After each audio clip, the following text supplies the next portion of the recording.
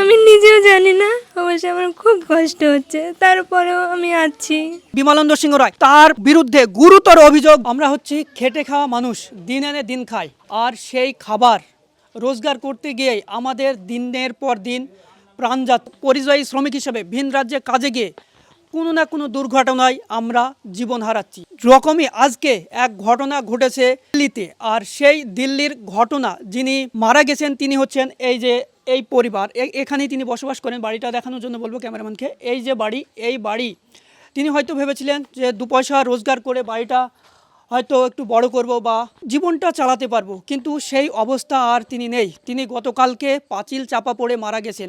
পাশাপাশি শুধু তিনি একলা নয়, 8 জন মারা গেছেন। মুর্শিদাবাদের 4 জন, আসামের 2 জন, মালদার 1 জন, আর নদিয়ার শিকারপুরে করিমপুর বিধানসভার করিমপুর 1 নম্বর ব্লকের টুম্পা খাতুন ডলি প্রাণ হারিয়েছে। আর আজকে সেই ডলির পরিবারই আমরা এসেছি, তাদের সঙ্গে কথা বলবো।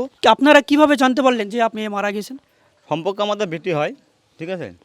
আমাদের কাছে হঠাৎ ফোন আসে ওখানে সাইড দিকে যেরকমবাবু ডলিরা সব চাপা পড়ে মারা গেছে।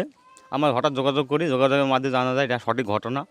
তার মধ্যে আমরা যোগাযোগ করতে করতে আমরা এমপি আবু তাহেরকে যোগাযোগ করি রাত্রিবেলায়। ওনার সঙ্গে যোগাযোগ করার পর এই পর্যন্ত ও বললেও আমরা যে ব্যবস্থা করছি। উনি খুব আমাদের উপকার করেছেন, উনি আমাকে যথেষ্ট করেছেন। তো পাঁচিলটা কি মাটির ছিল? সঠিক আমার মাটির জানি না, যত সম্ভব মাটিরই হবে। মাটির পাশে ওরা কাজ করতো, পাকা দেওয়াল ছিল, পাশে জিসিবি কাজ করছিল, আর জিসিবি চাষ করে ঢুকে গেছে। পাশে জেসিবি কাজ করছিল, কাজ করছিল, হ্যাঁ, ভাইব্রেশন ছিল, ভাইব্রেশন হচ্ছে। রাতে কাজ হচ্ছিল জেসিবিতে? না, দিনের বেলা। ওটা ঘটনাটা ঘটে 7টার দিকে, 7টা না, মানে বাড়িতে ফোন করেছিল উনি ডলি বৃষ্টির টাইমে। তাহলে কিভাবে ওনারা কি ঘরের ভেতরেই শুয়েছিল কিংবা বসেছিল, যাই হোক চাটা খাচ্ছিল ফোনে। কালকে কাজে গিয়েছিল না? না, কালকে কাজে গেছিল, সে টাইমে কাজে যায় না। আপনি কি হন? আমি ভাই হই। সরকারিভাবে কোনো সাহায্য বা সহযোগিতা সরকারিভাবে কোনো সাহায্য বা পাইনি। আমরা এমপি আবু তাহেরের মাধ্যমে আমরা সাহায্য পেয়েছি, কিন্তু বিডিও সাহেব কিংবা আমাদের প্রধান মেম্বার কোনোভাবেই আমাদের কোনো সহযোগিতা করেনি। তাদের কাছে গেছিলাম, আমরা প্রধানকে ফোন করেছিলাম, মেম্বারকে ফোন করেছিলাম, কিন্তু বিডিও সাহেবকে আমরা যাইনি গো। তখন প্রধান আমাদেরকে যে রাস্তা দেখায়নি গো, সেই জন্য আমরা যাইনি। আমরা যেহেতু অশিক্ষিত লোক, আমরা অতদূর পৌঁছাতে পারিনি। আমরা যে কোনোভাবেই এমপির সাথে যোগাযোগ করে আমরা এই পর্যন্ত পৌঁছেছি। লোকাল বিধায়ক বিমলানন্দ সিংহ রায়, তিনি কি আপনার কাছে এসেছিল? না, এখনো পর্যন্ত আসেনি। তিনারা কিন্তু গুরুতর অভিযোগ করছে যে এখানকার লোকাল বিধায়ক যিনি আছেন বিমলানন্দ সিংহ রায়, তিনি এক মুহূর্তের জন্য কোনো খোঁজ খবর নেয়নি। প্রায় 24 ঘন্টা পার হয়ে গেছে। এটা কিন্তু একটা গুরুতর অভিযোগ, এবং একজন ভোটার হিসাবে আমাদের এটাই দাবি থাকে যে জনপ্রতিনিধিদের কাছে তারা যাতে আমাদের একবেলা খোঁজ নেই। দুঃখের সময়, এটা হচ্ছে সব থেকে মানুষের জীবনে দুঃখ এবং কষ্টের সময়, সেই সময় আমাদের জনপ্রতিনিধিকে পাশে পাচ্ছি না। এটা কিন্তু গুরুতর অভিযোগ।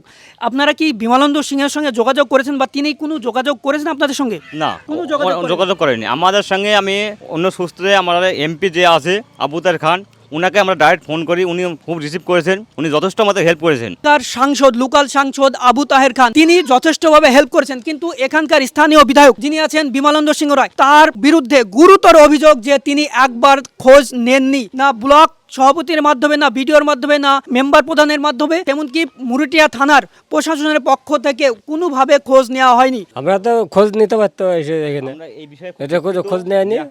আবু তাহের খোঁজটা নিয়েছে ভালো। মায়ের সঙ্গে কথা বলবো, কারণ মায়ের অবস্থা দেখতে পাচ্ছেন, তিনি কেঁদে কেঁদে শেষ হয়ে গেছেন। কথা বলতে পারবেন না হয়তো, তবু বিরক্ত করছি, মাফ করবেন মা।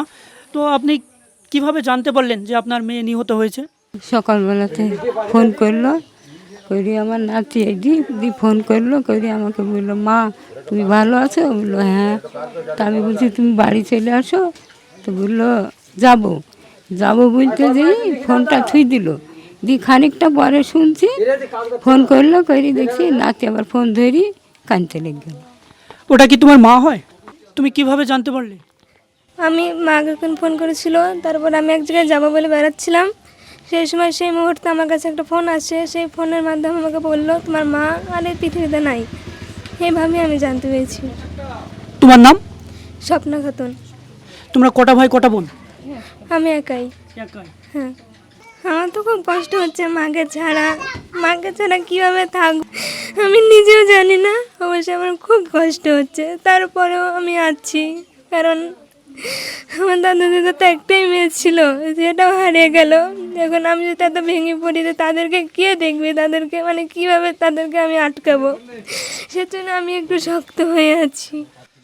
ফুটফুটে মেয়ে যেটা দেখতে পাচ্ছেন কান্নায় ভেঙে পড়েছেন। আর স্থানীয় যিনি বিধায়ক বা সাংসদ আছেন তাদের কাছে আমাদের একটাই অনুরোধ যে এই ফুটফুটে বাচ্চাটার যেন কোনো একটা ব্যবস্থা করে দেওয়া হয়। কারণ দেখতে পাচ্ছেন দিন এনে দিন খায়, একদিন না খাটলে বা দিন চলবে না, ঘরটা দেখতে পাচ্ছেন বা তাদের অবস্থা। তো আমাদের লোকাল প্রশাসনিক যারা আছেন, বিডিও প্রধান মেম্বার যারা আছেন, তাদের কাছে আমার বিনত অনুরোধ যে এই ফুটফুটে মেয়েটার জন্য কোনো একটা ব্যবস্থা করে দেওয়া যাতে হোক। তার ভরসা ছিল তার মা বাবা, সেই আজকে দুনিয়া থেকে চলে গেছে। তো আজকে এই পর্যন্ত, আবার দেখা হচ্ছে অন্য কোনো দিন অন্য একটা ভিডিওতে। Thank you so much.